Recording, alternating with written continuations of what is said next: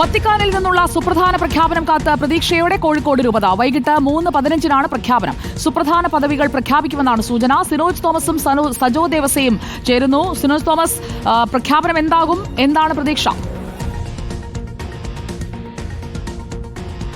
സുജയപാർവതി, നാളെ ഓശാന ഞായറാഴ്ചയാണ്, വലിയ ആഴ്ചയിലേക്ക് കടക്കുകയാണ്. ഒരാഴ്ച കഴിഞ്ഞാൽ പ്രത്യാശയുടെ ഉയർപ്പ് തിരുനാളാണ്. ഈസ്റ്റർ ആഘോഷിക്കാൻ വേണ്ടി പോവുകയാണ്. അതിനിടയിലാണ് കോഴിക്കോട് രൂപതയ്ക്ക് ഒരു സന്തോഷത്തിൻ്റെ ഒരു പ്രഖ്യാപനം വരാൻ വേണ്ടി പോകുന്നത്. വത്തിക്കാൻ സമയം ഉച്ചയ്ക്ക് 12 മണിക്കും ഇന്ത്യൻ സമയം 3:15 ഈ പ്രഖ്യാപനം ഫ്രാൻസിസ് മാർപ്പാപ്പ നടത്തുന്നത്. അതേസമയം തന്നെ ഞാൻ നിൽക്കുന്ന കോഴിക്കോട് രൂപതയുടെ ആസ്ഥാനത്തും ഈ പ്രഖ്യാപനം നടക്കും. ഇവിടെ ഒരുക്കങ്ങളൊക്കെ തന്നെ പൂർത്തിയായിരിക്കുന്നു. എല്ലാ വൈദികരോടും ഇവിടെ 3 മണിയോടുകൂടി എത്താൻ വേണ്ടി നിർദ്ദേശം നൽകിയിട്ടുണ്ട്.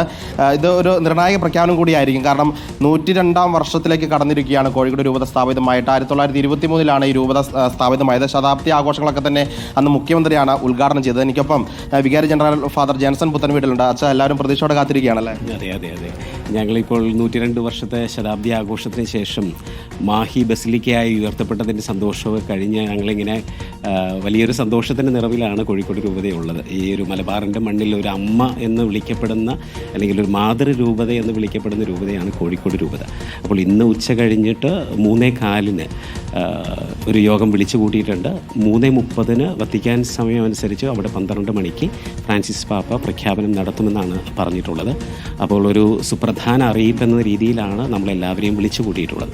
കോഴിക്കോട് രൂപതയിലെ എല്ലാ വൈദികരെയും, അതുപോലെ തന്നെ സിസ്റ്റേഴ്സിനെയും, അതുപോലെ എല്ലാ അൽമായ പ്രതിനിധികളെയും നിങ്ങളെല്ലാവരെയും ക്ഷണിച്ചിരിക്കുന്നു. ഈ ഒരു സുപ്രധാന അറിയിപ്പ് തീർച്ചയായിട്ടും ശതാബ്ദി ആഘോഷത്തിൻ്റെ ആ ഒരു മാധുര്യം ഇരട്ടിപ്പിക്കും വിധത്തിലാകട്ടെ എന്ന് ഞങ്ങളെല്ലാവരും പ്രാർത്ഥിക്കുകയാണ്, കാത്തിരിക്കുകയാണ്. സമീപ രൂപതകളിലെ ബിഷപ്പുമാരൊക്കെ ഇവിടേക്ക് വരുമോ ഉച്ചയ്ക്ക് ശേഷം? സാധാരണ രീതിയിൽ ഇതുപോലെയുള്ള സുപ്രധാന അറിയിപ്പ് ഉണ്ടാകുമ്പോഴൊക്കെ നമ്മൾ അവരുടെ സാന്നിധ്യം കാണാറുണ്ട്. അതുപോലെ നമ്മൾ അവരെ എല്ലാവരെയും അറിയിച്ചിട്ടുണ്ട്. അവർ സാധാരണ രീതിയിൽ എന്തെങ്കിലും പ്രോഗ്രാം ഉണ്ടെങ്കിൽ അത് ഒഴിവാക്കി വരാനും ശ്രമിക്കാറുണ്ട്. ഞങ്ങൾ കാത്തിരിക്കുന്നു, പ്രതീക്ഷിക്കുന്നു കുറച്ച് പേരെങ്കിലും. സുജയ, അച്ഛൻ പറഞ്ഞതുപോലെ ഒരു മാതൃ രൂപത കൂടിയാണ്. അതിനുള്ള ഒരു ബഹുമതി കൂടിയായിരിക്കും ഈ പ്രഖ്യാപനമെന്ന് നമ്മളും കരുതുകയാണ്. കണ്ണൂർ രൂപതയുണ്ട്. അതും 1998 രൂപീകരിച്ച ഒരു രൂപതയാണ്. അങ്ങനെ മലബാറിലുള്ള 2 പ്രധാന ലാറ്റിൻ രൂപതകളാണ് കോഴിക്കോട് രൂപതയും കണ്ണൂർ രൂപതയും.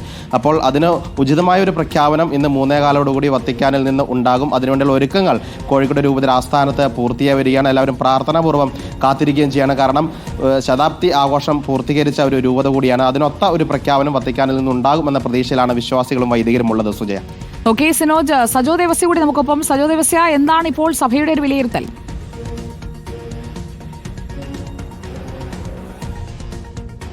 സുജയ, കോഴിക്കോട് രൂപതയെ സംബന്ധിച്ച് 2012 മുതലാണ് കോഴിക്കോട് രൂപതയുടെ അധ്യക്ഷനായി ബിഷപ്പ് ഡോക്ടർ വർഗീസ് ചക്കാലക്കൽ നിയമിതനാകുന്നത്. 1999 അദ്ദേഹം കണ്ണൂർ രൂപതയുടെ പ്രഥമ ബിഷപ്പായി അഭിഷിക്തനാകുന്നത്. പൊന്തിഫിക്കൽ ഉർബൻ യൂണിവേഴ്സിറ്റിയിൽ നിന്ന് കാനൻ ലോയിൽ ഡോക്ടറേറ്റ് നേടിയ ആൾ കൂടിയാണ്. ഒപ്പം സാമൂഹിക സാംസ്കാരിക രംഗത്ത് മലയാളികളെ സംബന്ധിച്ചിടത്തോളം ആ നിലയ്ക്ക് മതാന്തര സംവാദങ്ങളിലൊക്കെ ഇടപെടുന്ന വ്യക്തി കൂടിയാണ്. നമുക്ക് നമ്മുടെ വിലയിരുത്തലനുസരിച്ച് കോഴിക്കോട് രൂപതയെ അതിരൂപതയായി, നിലവിൽ രൂപതയാണ്, അതിരൂപതയായി ഉയർത്തുകയും ബിഷപ്പ് വർഗീസ് ചക്കാലക്കലിനെ ആർച്ച് ബിഷപ്പായി ഉയർത്തുകയും ചെയ്യാനുള്ള സാധ്യത ഉണ്ട്. സാധാരണഗതിയിൽ വ്യക്തിസഭയല്ല ലത്തീൻ സഭ എന്ന് പറഞ്ഞാൽ ആഗോള കത്തോലിക്ക സഭ എന്നത് ലത്തീൻ സഭ തന്നെയാണ്. അങ്ങനെ വരുമ്പോൾ വ്യക്തിസഭയല്ല. ഇത്തരം പ്രഖ്യാപനങ്ങൾ വത്തിക്കാനിൽ നിന്ന് നേരിട്ടുണ്ടാവുകയാണ് ചെയ്യുക. പ്രാദേശികമായ തീരുമാനങ്ങൾക്ക് പ്രസക്തിയിലൊപ്പം ഒരു രഹസ്യ സ്വഭാവം സൂക്ഷിക്കുകയും ചെയ്യും. ആർച്ച് ബിഷപ്പ് പദവിയിലേക്ക് അദ്ദേഹം ഉയർത്തപ്പെട്ടേക്കാം. ഒപ്പം ആ രൂപതയ്ക്ക് കൂടി അതിൻ്റെ അംഗീകാരം ലഭ്യമാകുമെന്നാണ് നമ്മൾ ഈ ഘട്ടത്തിൽ സഭാവൃത്തങ്ങളിൽ നിന്ന് മനസ്സിലാക്കുന്നത്. 3 സാധ്യതകളാണ് പ്രധാനമായും ഉള്ളത്. ഒന്ന്, ആർച്ച് ബിഷപ്പായി ബിഷപ്പ് ഡോക്ടർ വർഗീസ് ചക്കാലക്കലിനെ ഉയർത്തുകയും അതിരൂപതയ്ക്ക് കൂടി ആ പദവി നൽകുകയും ചെയ്യാം. അല്ലെങ്കിൽ മറ്റേതെങ്കിലും പുതുതായി ഉയർത്തപ്പെടുന്ന രൂപതയിലേക്ക് നിയമനം നൽകുകയും ചെയ്യാമെന്നതാണ്. മറ്റൊന്ന് കർദിനാൾ പദവിയാണ്. സാധാരണഗതിയിൽ കർദിനാൾ പദവി കേരളത്തിൽ നിന്നുള്ള ലത്തീൻ ബിഷപ്പുമാർക്ക് നൽകുന്ന പദവി ഇപ്പോഴില്ല. നിലവിലെ സാഹചര്യം പരിശോധിച്ചാൽ തന്നെയും കർദിനാൾമാരുടെ പട്ടികയെടുത്ത് പരിശോധിച്ചാലും ഇല്ല. പക്ഷേ അങ്ങനെ ഒരു സാധ്യത നമുക്ക് തള്ളിക്കളയാൻ കഴിയുകയില്ല. അതോടൊപ്പം തന്നെ നേരത്തെ കോഴിക്കോട് രൂപതയുടെ അധ്യക്ഷനായിരുന്ന ഡോക്ടർ ജോസഫ് കളത്തിപ്പറമ്പിൽ പൊന്തിഫിക്കൽ കൗൺസിലിൻ്റെ സെക്രട്ടറിയായി വത്തിക്കാനിൽ പ്രത്യേകമായി നിയമിതനായിരുന്നു. അത്തരം സാധ്യതകളുമുണ്ട്. കോഴിക്കോട് രൂപതയെ സംബന്ധിച്ച് അതിരൂപതയായി ഉയർത്തപ്പെടാനുള്ള സാധ്യത ആ രൂപതയുടെ ഇത്രയും കാലത്തെ പ്രവർത്തനം മുതൽ, കാരണം 1999 ബിഷപ്പ് മാക്സ്വൽ നെറോണയിൽ നിന്ന് പൗരോഹിത്യം സ്വീകരിച്ചാണ് അദ്ദേഹം ചുമതലയിലേക്ക് വരുന്നത്. കോട്ടപ്പുറം രൂപതാംഗമാണ്. എറണാകുളം, തൃശ്ശൂരും ഒക്കെ ഉൾപ്പെടുന്ന, എറണാകുളത്തിൻ്റെ ഭാഗവും തൃശ്ശൂരിൻ്റെയും പാലക്കാടിൻ്റെയും ഒക്കെ ഭാഗങ്ങൾ ഉൾപ്പെടുന്ന കോട്ടപ്പുറം രൂപതാംഗമാണ് ബിഷപ്പ് ഡോക്ടർ വർഗീസ് ചക്കാലക്കൽ. ആ നിലയ്ക്ക് കൂടി അദ്ദേഹത്തിൻ്റെ പ്രവർത്തനം വിപുലപ്പെടുന്നു. ഒപ്പം കോഴിക്കോട് രൂപതയ്ക്ക് കൂടുതൽ അംഗീകാരങ്ങൾ ആഗോള കത്തോലിക്ക സഭയിൽ ലഭ്യമാകുന്നു എന്നതുകൂടിയാണ്. ആ തീരുമാനത്തിൻ്റെ ഒരു പൊതുവായും ഏറ്റവും പ്രധാനപ്പെട്ട ചുമതലകൾ വഹിക്കുന്ന ആളുകളെയാണ് ഈ വിവരങ്ങൾ സാധാരണഗതിയിൽ വത്തിക്കാനിൽ നിന്ന് നേരിൽ അറിയിക്കുക. അല്ലാത്തവ ഔദ്യോഗിക പ്രഖ്യാപനം എന്ന നിലയ്ക്ക് വത്തിക്കാനിൽ നിന്ന് നേരിട്ട് ഉണ്ടാവുകയാണ്. അതാണ് സഭയുടെ അധികാര ഭരണ രീതി എന്നത്. അതേസമയം കത്തോലിക്ക സഭയിലെ വ്യക്തിസഭകളെ സംബന്ധിച്ചിടത്തോളം പ്രാദേശികമായ സിനഡ് തീരുമാനങ്ങൾക്കാണ് കൂടുതൽ പ്രസക്തി ഉണ്ടാവുക. പക്ഷേ വത്തിക്കാൻ്റെ അംഗീകാരത്തോടും കൺസൾട്ടേഷനോടും ഒപ്പം പൗരസ്ത്യ തിരുസംഘത്തിൻ്റെ ഇടപെടലോടും കൂടിയാകും. പക്ഷേ ലത്തീൻ സഭയുടെ കാര്യത്തിൽ, അല്ലെങ്കിൽ ലത്തീൻ സഭ തന്നെയാണ് റോമൻ റൈറ്റ്, അത്തരം കാര്യങ്ങളിൽ നേരിട്ട് വത്തിക്കാനിൽ നിന്ന് തീരുമാനങ്ങൾ ഉണ്ടാവുകയാണ്. അതായത് കോഴിക്കോട് രൂപതയ്ക്ക് എന്തായാലും വലിയ അംഗീകാരം ലഭ്യമാകും എന്ന് ഉറപ്പായി കഴിഞ്ഞു. ആ വിവരം സഭാവൃത്തങ്ങളിൽ നിന്ന് ലഭ്യമാകുന്നു.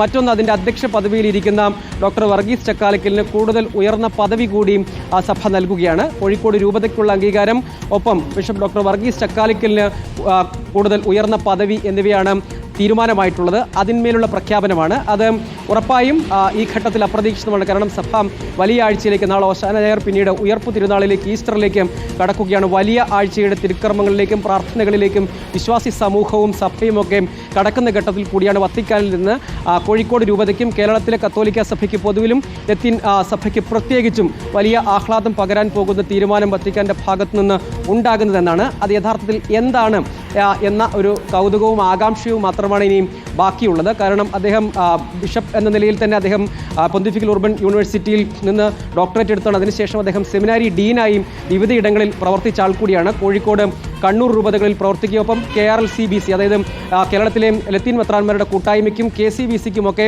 പല തലങ്ങളിൽ പല രൂപത്തിൽ നേതൃത്വം നൽകിയ ആൾ കൂടിയാണ്. CBSIയിലടക്കം പ്രവർത്തിച്ചിട്ടുണ്ട്. അങ്ങനെ കേരളത്തിലെയും ഇന്ത്യയിലെയും കത്തോലിക്ക സഭയുടെ പല സമിതികളുടെയും നിർണായക നേതൃസ്ഥാനം കൂടി വഹിച്ച ആളാണ്. ഒപ്പം കോഴിക്കോട് രൂപതയ്ക്കും വലിയ ഒരു ചരിത്രമുണ്ട്, വിശാലമായ ചരിത്രമുണ്ട്. ഒപ്പം കൂടുതൽ കണ്ണൂർ രൂപതയടക്കം കോഴിക്കോട് രൂപതയിൽ നിന്ന് വേർതിരിച്ചാണ് പിന്നീട് 98-ൽ രൂപീകരിക്കുന്നത്. 99-ൽ അതിൻ്റെ പ്രഥമ ബിഷപ്പായാണ് വർഗീസ് ചക്കാലക്കൽ നിയമിതനാകുന്നതും. ഒപ്പം സഭയുടെ പൊതുവായ വിഷയങ്ങളിൽ, സാമൂഹിക ബന്ധ വിഷയങ്ങളിലടക്കം ഏറ്റവും ശ്രദ്ധയോടുകൂടി ഇടപെടുകയും സാംസ്കാരിക രംഗത്തടക്കം സജീവമായ മതങ്ങൾക്കൊക്കെ, ഇന്റർ റിലീജിയസ് ബന്ധങ്ങൾക്കൊക്കെ വലിയ പ്രാധാന്യം കൊടുക്കുകയും